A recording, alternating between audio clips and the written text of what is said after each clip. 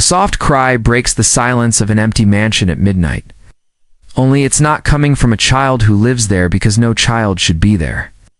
Eamon hears it, follows the sound, and finds a young woman warming milk for two infants who aren't hers in his kitchen. Who is this woman? Where did she come from? And why does her presence feel like a crack of light in a house long dark? If you're new to the channel, then please subscribe, like the video, and tell us in the comments where you're watching from. Now, let's jump into the story. The rain had started around midnight, soft at first, then harder, tapping the windows of the old Hartley estate like a child trying to be let in. Inside, everything was still. The rooms were dark, the floors quiet, and the only sound was the steady tick of the old clock in the hallway, until the cry. A single sharp cry cut through the silence. Like glass cracking in the cold, Thomas Hartley sat up in bed. His heart pounded in his chest. For a moment, he thought it was a dream, just one of those sounds the house sometimes made. But then he heard it again, softer, longer this time. A baby. He reached for the flashlight beside his bed and stood up. The floor was cold under his feet. Slipping into a sweater and pulling on a pair of worn slippers, he moved toward the hallway. The beam of light from the flashlight bounced off the wooden walls, revealing paintings that had been in his family for generations. The house was supposed to be empty. Well, not completely. His 9-year-old granddaughter, Neve, was upstairs in her room, fast asleep, or at least she should have been. She hadn't spoken in over 2 years, not since the accident. But she was quiet, gentle, and never cried. Out. The sound came again. It was coming from the back kitchen. Thomas's breath caught as he stepped down the creaky stairs. The cry was louder now, mixed with soft humming. Not a lullaby exactly, more like a whisper someone sang to themselves. To stay calm, he reached the kitchen door. There was light under it. Dim and yellow, like from an old lamp or a stove left on, slowly. He opened the door. Inside, a young woman sat on the tiled floor, cradling a baby in each arm. She wore a worn-out jacket, her shoes patched with tape. The babies were wrapped in faded blankets. And beside her was a bottle she had been warming in a metal pot on the stove. She didn't notice him at first. She was focused on the tiny infant in her left arm, rocking gently, whispering softly. The other baby had dozed off on a folded towel. The stove flickered low behind her. "I'll be quick," the woman whispered, mostly to herself. 10 minutes, they said. Just 10 minutes to warm the milk. "This is private property," Thomas said, his voice more curious than angry. She jumped, her eyes wide. Her hand flew to a metal spoon on the floor like it was a weapon. But when she saw him, she relaxed, lowering the spoon. "I'm sorry," she said quickly. "I didn't know anyone was home. I just needed to warm their bottle. Church volunteers said the back kitchen was empty at night." Thomas didn't speak right away. Looked at Hurley. She was young, maybe in her 20s. Her eyes were tired but kind. Her hands, though shaking slightly, were gentle and careful. "Who are you?" he asked. "My name's Nora," she said. Just Nora. Before Thomas could ask more, a soft sound came from the hallway. Neve. She rolled into the room in her wheelchair, wearing her oversized sweatshirt and fuzzy socks. Her hair was a sleepy mess, and her expression unreadable. She didn't look at Thomas, but she looked at the baby's Neve. Wheeled closer, slowly, then stopped right in front of Nora and the twins. For a long moment, nobody spoke. Then the baby in Nora's left arm, Milo, gave a tiny yawn and let out another squeak. Neve's eyes lit up. Nora smiled. "He's loud, huh? This little guy has opinions." Neve didn't smile, but she didn't look away either. She just stared at Milo with a kind of quiet wonder. "Want to help me feed him?" Nora asked softly. "I'll hold him. You hold the bottle." Neve hesitated. Then slowly, she nodded. Thomas watched from the doorway, stunned. Nora handed Neve the bottle, guiding her hands. Together, they fed the baby. The room was still, except for the soft suckling sound and the humming from the stove. Neve giggled. It wasn't loud. It wasn't even full. But it was real. "You're good at this," she said. "You're calm." You're like that. Nev nodded again, never taking her eyes off Milo. Thomas leaned against the wall, overwhelmed. He didn't understand it. This stranger, this tired girl with 2 babies and a spoon for protection, had walked into his home and cracked something open. Something that therapists, counselors, and teachers couldn't touch. He should have told her to leave. He should have called someone instead. He stepped back quietly, not ready to interrupt whatever was happening in that room, and for the first time in years, he felt something stir inside him, something like hope. Nora never planned to return. That night in the kitchen felt like something from a dream, too quiet, too gentle, too strange to be real. But Niv's giggle had caught her off guard. So had the man who didn't yell or call the police. Still, she didn't expect to be invited back yet the next afternoon. As she sat outside the church shelter with Ivy and Milo sleeping in her arms, a small envelope was passed to her. Inside was a note written in neat handwriting. It read, "If you're not too busy, the little one misses you." There was no name. But Nora knew. She walked back to the estate with slow steps, unsure if she'd be welcomed. But the back door was unlocked, and Neve was waiting in the hallway with a picture she had drawn, a wobbly baby bottle, stick figure with 2 buns of hair and 3 tiny hearts. "Is this for me?" Nora asked, her voice light. Neve nodded and pointed at the biggest heart. Nora smiled. "I guess I'm the bottle lady now." From then on, she visited almost every afternoon. Neve always opened the door, no matter the weather. Thomas rarely said much, but his presence was constant, polishing old books, fixing a broken railing, or pretending to be interested in gardening tools he never used. At first, Nora stayed only an hour. Then it became 2. Some days, she and Neve sat on the floor and folded laundry while Ivy kicked her little feet in the basket. Other days, they read picture books. Neve never spoke, but her eyes were louder than words. She watched, listened, smiled more. Thomas noticed everything. He watched the way Nora tucked the twins into their shared basket like it was second nature. Saw how Neve leaned toward her, trusted her, even relaxed enough to rest her head on Nora's shoulder once during a story. One rainy day, Thomas accidentally sliced his hand while fixing an old drawer. He muttered under his breath, walking into the kitchen to grab a towel. Nora was there, warming milk. "What happened?" she asked, already moving toward him. "Nothing. Just a scratch," he said. "Let me see," she insisted. He hesitated, but held out his hand.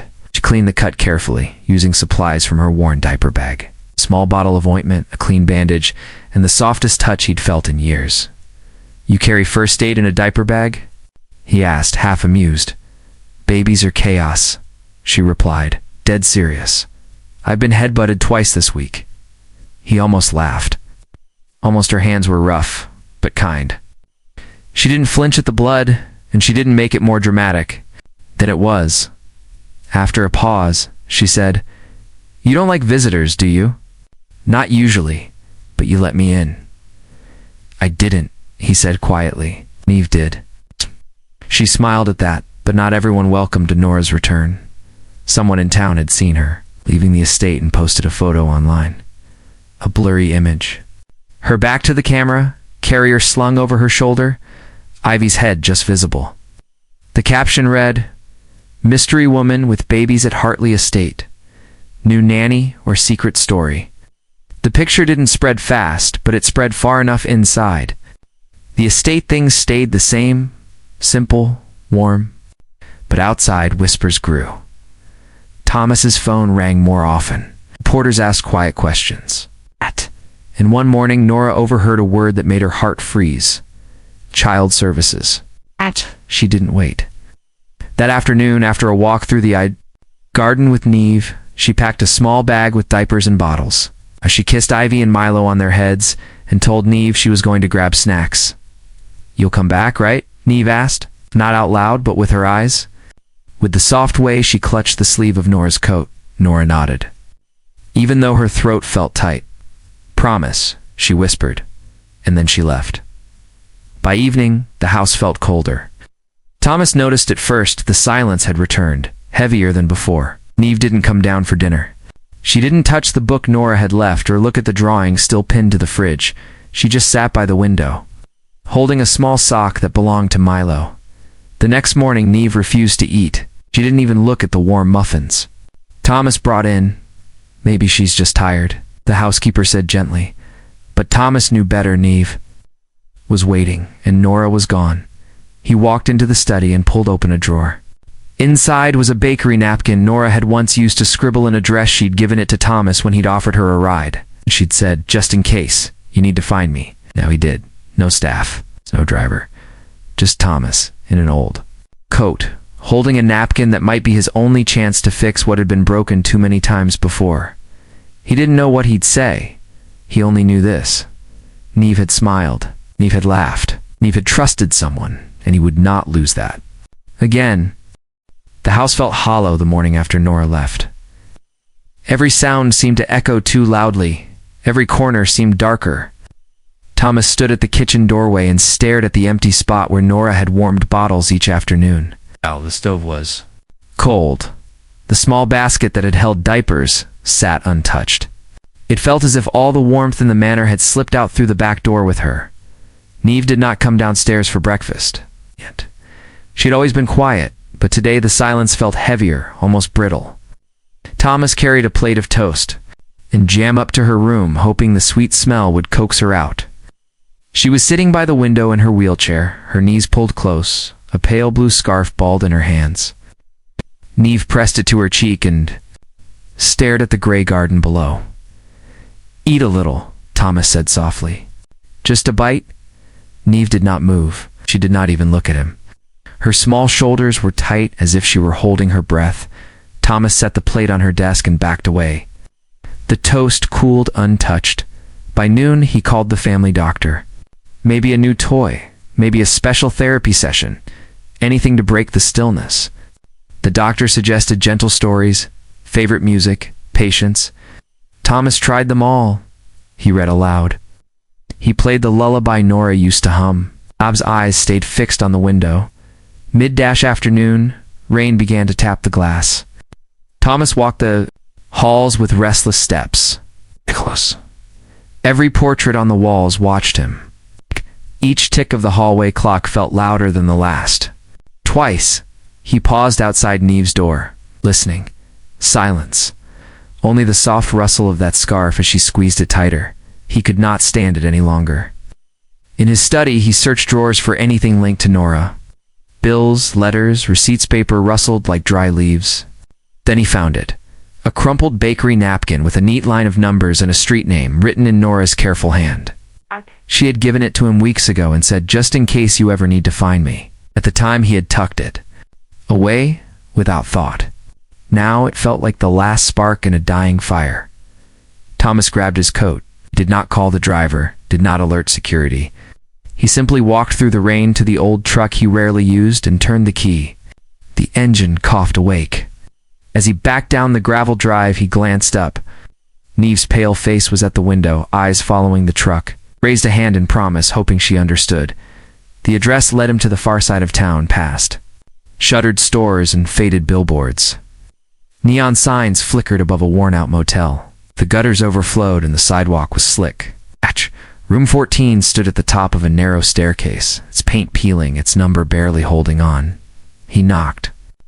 Once, his heart pounded loud in his ears. A faint whimper came from inside of or Milo. He could not tell. He knocked again. The door opened a sliver. Nora's face appeared, eyes red, hair messy, shoulders slumped beneath her thin jacket. She did not invite him in. She looked down the hallway, then back at him, as though expecting someone else to step out of the shadows. "Mr. Hartley," she whispered, voice raw. "You shouldn't be here." Thomas kept his voice steady. "Neve hasn't spoken or eaten since you left. She waits by the window with your scarf." Dora's expression cracked. She bit her lip and shook her head. "Child services might come," she said. "Someone called them. If they see me at your house, they'll think I'm hiding something." Inside, Ivy began to cry. Nora turned, scooped the baby into her arms, and swayed gently. Milo lay on a folded blanket near the small sink, fists waving at the ceiling. The room was cramped, smelling of damp walls and powdered formula. No crib, no proper heater, only a single lamp casting tired light. "This isn't right, Thomas," said quietly. Rain dripped from his coat onto the worn carpet. "You and the twins shouldn't be here." "I don't belong in your world," she replied, pressing her cheek to Ivy's hair. "Your house is too big. People in it speak a language I barely understand." "Nora," Thomas said, taking one cautious step forward, "my world is broken without you. Neve's world is a room full of echoes. The house is too big, but it's emptier than this place without your voice." She closed her eyes, as if his words stung. "I'm scared," she admitted. "One wrong move, and I could lose them." "So let's make the right moves together," he answered. "We'll talk to whoever we must. We'll stand in every doorway. Until they believe us." You gave my granddaughter her smile back. I won't let anyone steal that. Ivy's crying eased while Nora rocked her. Milo gurgled, kicking at the blanket, curious about the stranger in the doorway. Thomas crouched, careful not to startle him. The baby's tiny hand wrapped around Thomas's finger, and the old man felt something sharp and bright behind his ribs, hope fierce and sudden. Nora watched. Tears slipped down her cheeks, but she did not wipe them away. "What if it all falls apart?" she whispered. "Then we build it again," Thomas said. "Brick by brick, day by day. We'll start small. Safe room, a warm meal, a bedtime story. We'll give the officials answers before they ask the questions." The rain outside softened to a steady hush. The hallway lights flickered. Nora looked at the sleeping Ivy, at the reaching Milo, then at Thomas's open hand. She took a long breath. "All right," she said, "but I need to pack." "I'll help," he offered. Together they gathered the twins' few belongings too. Tiny hats, 3 bottles, a stuffed rabbit with one ear half sewn. It filled a single canvas bag. Nora folded the thin blankets with care. Thomas held the door open as they stepped into the wet night. Nora glanced back at the dim room. She did not look at the cracked walls or the dripping sink. She looked at the little space where Ivy and Milo had slept and whispered, "Thank you for keeping us safe for a while." Thomas locked the truck carefully around the baby's car seats. Nora climbed in beside them, clutching the canvas bag to her chest. The engine started. The motel lights slipped away in the mirror. Eyes stayed on the road ahead, but her hand drifted toward Thomas's sleeve, resting there lightly. He covered it with his own, neither of them speaking. Behind them, the storm clouds parted, letting a thin silver line of moonlight follow their path. Home, the sun was just lifting a pale line of gold over the garden gates when Thomas steered the old truck back onto the estate drive. The gravel crunched softly under the tires, and morning mist curled around the hedges like sleepy cats. Nora sat in the passenger seat, Ivy pressed to her chest, Milo blinking at the new light. She felt the house growing larger in the windshield. It's somehow less frightening than the night she first stepped inside. Neve was waiting at the top of the stone steps. She clutched her blue scarf in one hand and a drawing in the other. As the truck stopped, she rolled forward so quickly, Thomas worried she might tip her chair. Nora climbed out, heart racing. Before words could form, Neve thrust the picture toward her. 5 stick figures held hands beneath a huge red heart. Beneath them, in shaky pencil, were 4 letters, H-O-M-E. Thomas swallowed the lump in his throat. Neva's eyes glistened, but she was smiling. No sound came from her lips, yet the message was clear enough. Nora bent down, brushed a curl from Neve's forehead and whispered, "I kept my promise." Neve touched Nora's cheek, then leaned toward the twins. Milo squeaked with delight.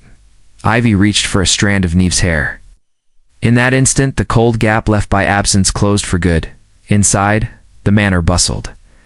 Hilda, the housekeeper, brewed tea. 2 gardeners carried in potted flowers. A carpenter hammered quietly upstairs. Thomas had called everyone at dawn. A nursery was under construction beside Nevy's room. Pale yellow paint lined the walls, and a mobile of paper stars waited on the windowsill. Neve chose the colors. Hilda explained, her eyes bright with pride. Later that morning, a silver sedan pulled into the drive. 2 social workers stepped out, crisp folders in hand. Nora's stomach knotted, but Thomas greeted them at the door with calm authority. The group gathered in the drawing room, sunlight washing the polished floor. Ivy dozed in Nora's lap, gnawed on his fist. Neve sat close by, holding her scarf. The social worker, Ms. Langley, asked gentle questions where Nora had been. Staying, how the babies were fed, why she spent so much time at the manor. Nora answered honestly. Her voice trembled once, but Thomas's steady presence anchored her. Then Ms. Langley turned to Neve. How do you feel with Nora and the twins? Here, she asked softly. Neve drew a breath, thin as a whisper. She spread the drawing on her knees and tapped the word home. Miss Langley's eyebrows lifted. Thomas realized everyone in the room was holding their breath. Neve met the social worker's gaze and spoke, the sound small but certain. Please. One word, clear as a bell. Ms. Langley's eyes softened. She closed her folder, looked at Thomas and Nora, and said, let's work together to keep this family whole. Followed guardianship discussions, health checks, safety inspections. It took weeks, but Thomas treated each form like a blueprint. Every signature, every reference, another brick in the house they were building around each other. During that time, another idea quietly bloomed. Thomas had always hated seeing the old village cafe sit empty and dark. Nora, to the shuttered storefront. Its windows were dusty, its sign faded. This place needs laughter, he said. And good bread. Nora blinked, unsure if she was hearing an invitation or a dream. Thomas handed her a new set of keys. Etched on the metal were the words Nora's porch. Renovations began the next morning. Neighbors painted walls while Neve designed menus with colored pencils. Ivy and Milo became unofficial supervisors. Riding in a double stroller through clouds of sawdust and the smell of fresh coffee grounds, Nora baked at night, testing recipes until sunrise lit the flour on her cheeks. Thomas tasted every scone, declaring each the best yet, even when they were a little too crisp. The cafe opened on the first clear Saturday of spring. Sun spilled over wooden tables, and a chalkboard by the door read, "Kindness is served." All day, children wandered to a reading corner stocked with picture books. Parents sipped tea, while Neve, still shy but determined, rolled between tables handing out tiny flower stickers. Whenever a customer thanked her, she whispered back, "Welcome." At home, the nursery finished taking shape.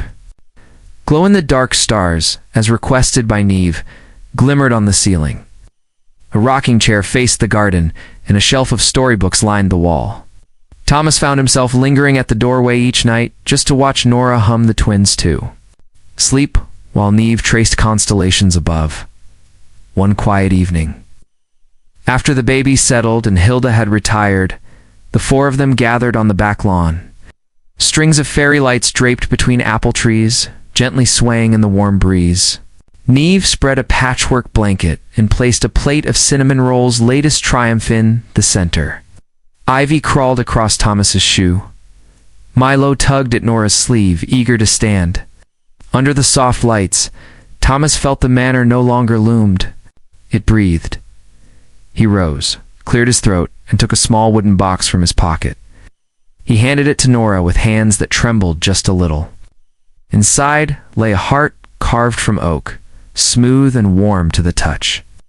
One word was etched on its surface. Always. Nora's eyes filled. She traced the carving, then looked up at Thomas. "I don't know how to thank you," she whispered. "You already did," he replied. "You gave us back each other." Neve reached over, resting her fingers on the wooden heart. She lifted her gaze to Nora and spoke louder this time. "Stay."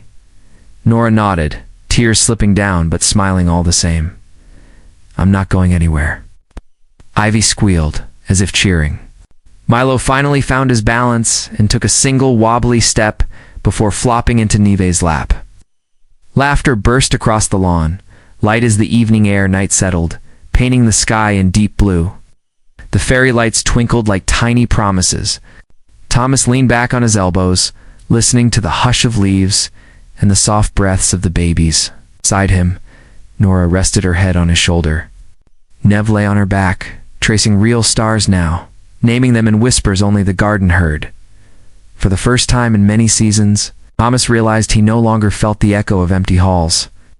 The estate, once grand and hollow, had become something simple and alive. Not because of its walls or its past, but because of the people gathered under its roof, repairing broken things with gentle hands and stubborn hope. The wind carried the scent of cinnamon and fresh earth. Somewhere in the distance, an owl called. Then all was still. Ivy sighed in her sleep. Milo's fingers relaxed around the corner of the blanket.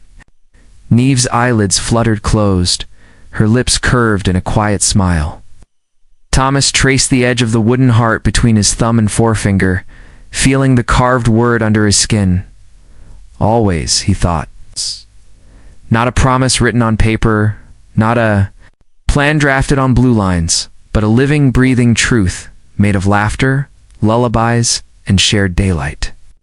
And as the last fairy light flickered against the velvet sky, the home they built settled around them steady, warm, and forever.